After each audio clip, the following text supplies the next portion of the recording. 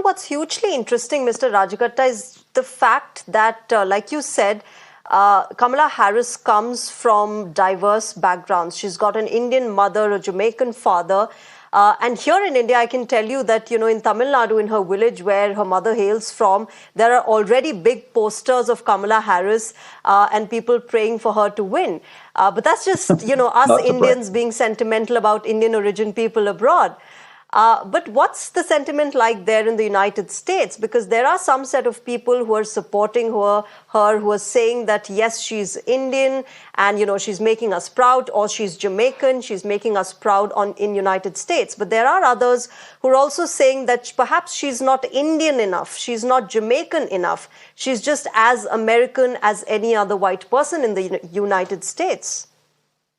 Or black person in the United States. Look, I mean, why not? I mean, it's Yeah. correct. She is American. Her blackness, her Indianness is a subset of her, being American, right? And she primarily identifies herself as a black simply because her mother, brought her up. And not just the fact that she married a Jamaican. By the way, I think it's a misnomer to say she identifies herself as an African American. She's more Jamaican American, Caribbean American.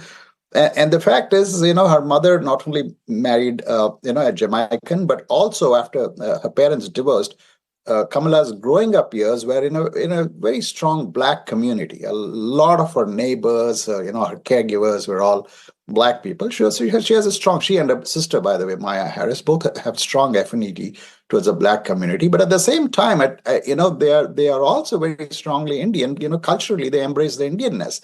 When they were young, their mother took them every year to India to visit their grandfather. So she embraces her Indian identity too. There's actually no contradiction at all. But her overarching identity is an American, and that's how it should be. She was born in Oakland, California, and she's American. The rest is the sub identity. And Mr. Rajagatta, sort of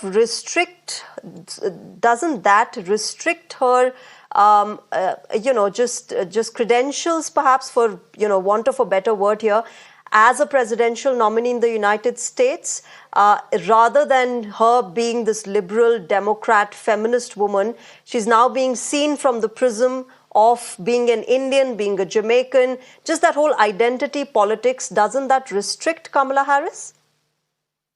I don't think so. That is what American is all about, right? I mean, there are sub-identities. Look, when back in the 80s, there was a guy named Michael Dukakis, right, who was a presidential candidate. He ran for the Democratic nomination, and the Greeks were excited that he's a Greek American, right? I mean, it's another matter that people like the Irish, who are much older in the American immigration story. Joe Biden is of Irish origin, and there are times when actually Biden also has spoken about his Irish ancestry.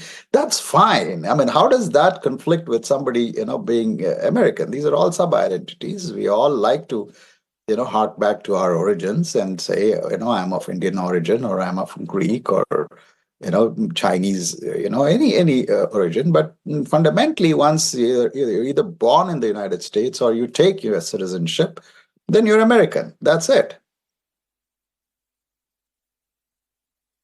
Okay. I'm always, by the way, point taken. Just the fact that this. Yeah. Yeah, please Sorry, go ahead, Mr. Rajagatta. I was just going to say, I'm always mystified by this whole expectation, on part of Indians. Yeah.